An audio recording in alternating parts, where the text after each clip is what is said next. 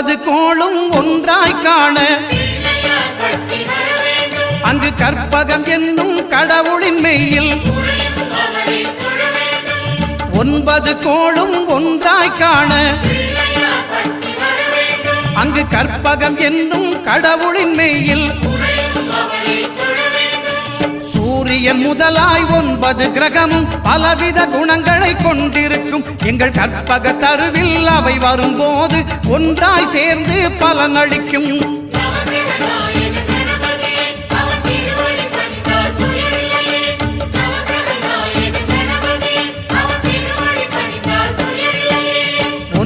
கோளும் ஒன்றாய் காண அங்கு கற்பகம் என்னும் கடவுளின் மெய்யில்